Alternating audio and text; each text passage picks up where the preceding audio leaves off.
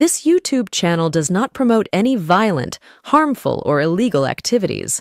All content provided by this channel is meant for an educational purpose only.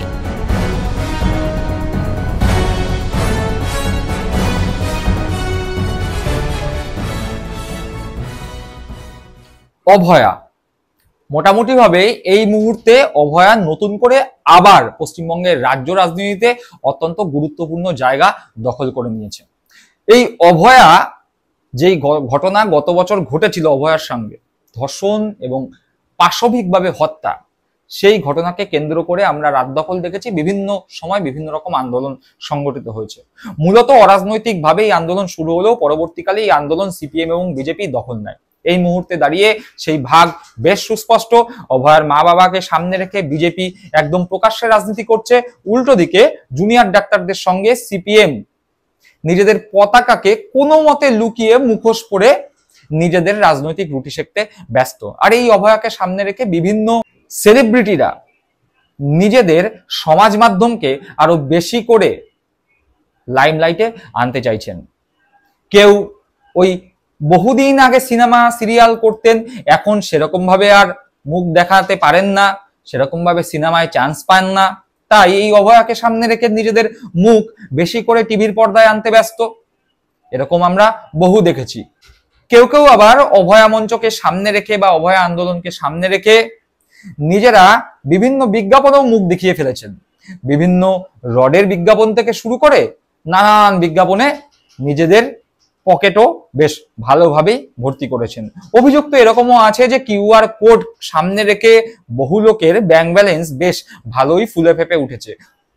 এমনকি junior ডাক্তারদের যে সংগঠন, সেই সংগঠনের বিরুদ্ধে অভয়াকে সামনে রেখে যে ক্রাউড ফান্ডিং করা হয়েছিল, সেই ক্রাউড ফান্ডিং এর টাকার বিভিন্ন সময় যে হিসাব চাওয়া হয়েছিল, সেই হিসাবে গড়মিলেরও অভিযোগ সামনে এসছে। যাই হোক, সে সমস্ত কথা অন্যদিন অন্য সময়। কিন্তু আমরা দেখতে পেয়েছিলাম যে অভয়ার মা বাবা একযোগে অভিযোগ করেছিলেন যে তাদেরকে নাকি তৃণমূল কংগ্রেসের ভয়ে তাদের পাড়ার বাসিন্দারা, তাদের প্রতিবেশীরা, এমনকি দোকান বাজার থেকে শুরু করে যারা যারা তাদের আশেপাশে থাকে সবাই এক ঘরে করেছে, কেউ তাদের সঙ্গে কথা বলছে না। দোকানদাররা নাকি তাকে মালপত্রও দিচ্ছে না, এবং সবটাই নাকি তৃণমূল কংগ্রেসের ভয়েই হয়েছে, তাদেরকে সামাজিকভাবে বয়কট করা হয়েছে। অভয়ার বাবা এই অভিযোগ করেছেন, শুনি সেই অভিযোগ। সব লোক কি আমাদের আমার বিরোধিতা করে, রাস্তায় দেখালেও ঠিকমতো কথা বলে না। বাজারের দোকানদাররা আমাকে কোনো কিছু বিক্রি করতে গেলেও দরবার চিন্তা করে যে বেচবো কি। এরকম একটা পরিস্থিতি তৈরি করা হয়েছে। তৃণমূল করেছে, আবার কে করবে? এটা বলতে এক করে করে দাও, আগে যা দিলে যান সেরকম। বাজারের দোকানদাররা আমাকে কোনো কিছু বিক্রি করতে গেলেও দরবার চিন্তা করে যে বেচবো কিনা। এরকম একটা পরিস্থিতি তৈরি করা হয়েছে চারিদিকে। তৃণমূল করেছে, আবার কে করবে? এটা থেকে বলতে হয়। শুনলাম সেই অভিযোগ। অর্থাৎ অভয়ার বাবা বলছেন যে তাদের পার্শ্ববর্তী মানুষজনও বা তাদের প্রতিবেশীরাও তাদের সঙ্গে কথা বলছে না তৃণমূল কংগ্রেসের ভয়। যাই হোক, তিনি বলতে পারেন তিনি কিরকম মানসিক অবস্থায় আছেন তা আমরা সকলেই জানি। যদিও একথাও স্পষ্ট যে বিজেপির সঙ্গে থেকে রাজনীতিটা তিনি এই মুহূর্তে ভালোই শিখে গিয়েছেন, তাও সহানুভূতির জায়গা থেকে আমরা ধরে নিলাম যে তিনি মানসিকভাবে যে জায়গায় রয়েছেন সেই জায়গায় দাঁড়িয়ে এই ধরনের উৎপটাং মন্তব্য তিনি করে ফেলেছেন, যেই মন্তব্যের সঙ্গে বাস্তবের কোনো যোগাযোগ নেই। কিন্তু ওই যে বললাম, কিছু কিছু মানুষজন আছে যারা, কিছু কিছু সেলিব্রিটি আছে যারা এই মুহূর্তে অভয়া আন্দোলনকে সামনে রেখে নিজেদের ফেস ভ্যালু আরো বাড়িয়ে নিতে চাইছেন, যারা দীর্ঘদিন ধরে সেরকম ভাবে সিনেমায় কাজ পাচ্ছেন না, তারা এই অভয়া আন্দোলনকে সামনে রেখে নিজেদের মুখকে দেখাতে চাইছেন জনগণের সামনে।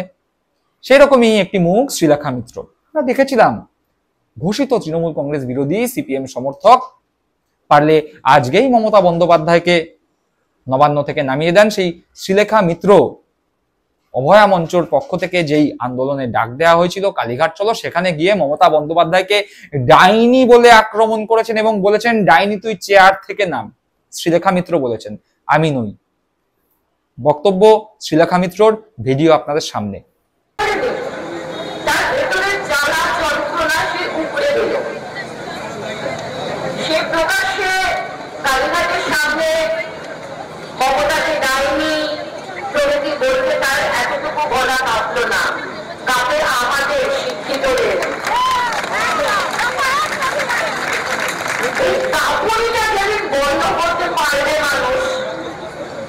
যেদিন সাহস করে বলতে পারবে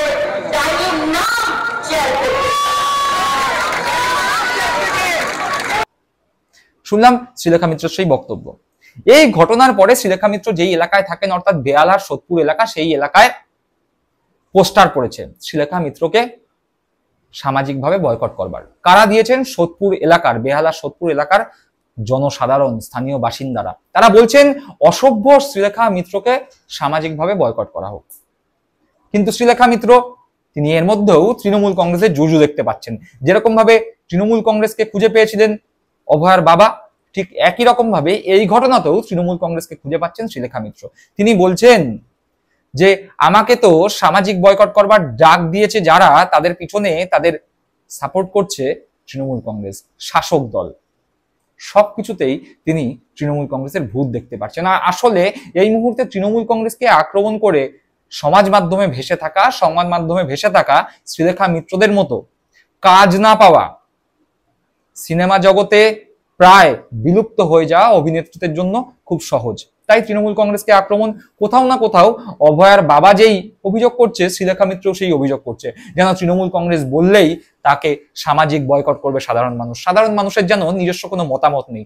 যদি তাই হতো, তৃণমূল কংগ্রেসের ভয়ে যদি সাধারণ মানুষ থাকতো, তাহলে পশ্চিমবাংলায় বিরোধী রাজনীতি যারা করে, সিপিএম, বিজেপি, কংগ্রেস, তাদের দলে, তাদের মিছিল মিটিং এ আর লোক হতো না। তার কারণ তৃণমূলকে ভয় পেয়ে কেউ সে সমস্ত দলকে সাপোর্টই করতো না। তৃণমূল কংগ্রেসের ভয়ে যদি সাধারণ মানুষ আপনাদের বয়কট করতো, তাহলে এই অভয়া মঞ্চের হয়ে যারা আন্দোলন করতে গেছে সেখানেও তো লোকজন যেত না। ঠিক অভয়ার বাবা যেরকম ভাবে কথা বলছেন, একই রকম ভাবে কথা বলছেন শ্রীলেখা মিত্র। শ্রীলেখা মিত্রের কথাটা একবার শুনি। এটা এক ধরনের ভয় দেখানোর কৌশল, এবং আমি এগুলোতে ভয় পাই না খুব একটা না, আমি পাই না। যেটা ফ্রেজটা ইউজ করেছে সেটা নিয়ে আমি মানে জানতে চাইছি যে কিভাবে সামাজিকভাবে আমাকে বয়কট করবে।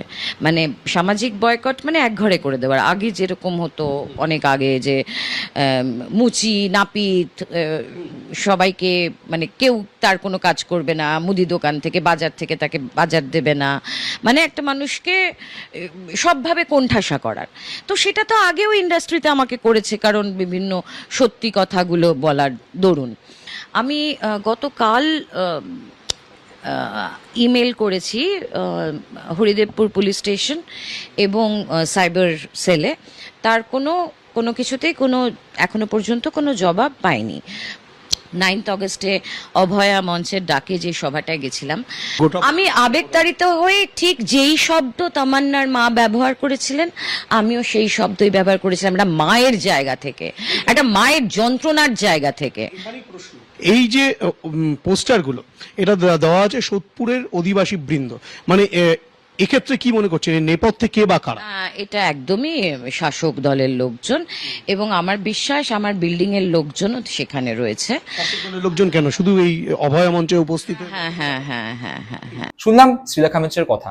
ঘটনাচক্রে অভয়ার বাবার এরকম বক্তব্যের পরেই ডাক্তার নারায়ণ বন্দ্যোপাধ্যায়ের সমাজ মাধ্যমে একটি ভিডিও প্রকাশ পায় নারায়ণ বন্দ্যোপাধ্যায়ের। সেখানে নারায়ণ বন্দ্যোপাধ্যায়কে বলতে দেখা যায় যে অভয়ার বাবা মা পোস্ট ট্রমাটিক ডিজিজে ভুগছেন, মানসিকভাবে তারা সুস্থ অবস্থায় নেই, তাদের চিকিৎসার প্রয়োজন, মেডিটেশন প্রয়োজন। শ্রীলেখা মিত্রও কি তাহলে মানসিক অবস্থা ঠিকঠাক নেই? তিনিও কি মানসিক অবসাদে ভুগছেন? যদি না হয়ে থাকে তাহলে ধরে দিতে হবে, শ্রীলেখা মিত্র এরকম ভিডিওতে বললেন যে তিনি মনে করছেন এই ঘটনার সঙ্গে তার বিল্ডিং, অর্থাৎ তিনি যেই ফ্ল্যাটে থাকেন সেই ফ্ল্যাটের লোকজনও জড়িত। তাহলে ভেবে দেখুন শ্রীলেখা মিত্র, শ্রীলেখা দেবী, আপনি কিরকম মানুষ যে আপনার ফ্ল্যাটের লোকজনই আপনাকে পছন্দ করে না। তার মানে আপনি কতটা নিজের এলাকার, নিজের পাড়ার, নিজের ফ্ল্যাটের বাসিন্দাদের কাছে অগ্রহণযোগ্য। আপনি নিজে মুখে বললেন আপনার ফ্ল্যাটের, আপনার বিল্ডিং এর লোকজনই এসবের মধ্যে জড়িত আছে।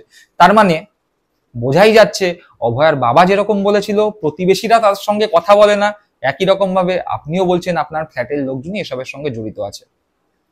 কেন আপনার ফ্ল্যাটের লোকজন এসবের সঙ্গে জড়িত আছে? কিসের জন্য ফ্ল্যাটের লোকজনের সঙ্গে আপনার সম্পর্ক ভালো নয়? প্রশ্ন নিজেকে করুন। বিনা কারণে তো কেউ কারো চক্ষুশূল হয়ে যায় না। প্রশ্ন নিজেকে করুন। অভয়ার বাবাকে, অভয়ার মাকে সবাই সহানুভূতির চোখে দেখবে।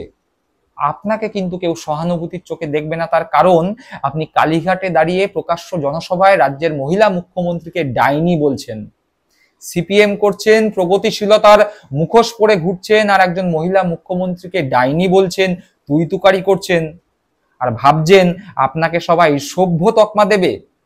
সোদপুর এলাকার, বেহালা সোদপুর এলাকার আপনার এলাকার বাসিন্দারা যদি আপনাকে অসভ্য তকমা দিয়ে থাকে, তাহলে বুঝতে হবে সেই এলাকার মানুষজনরা কোথাও না কোথাও গিয়ে ঠিক করেছেন।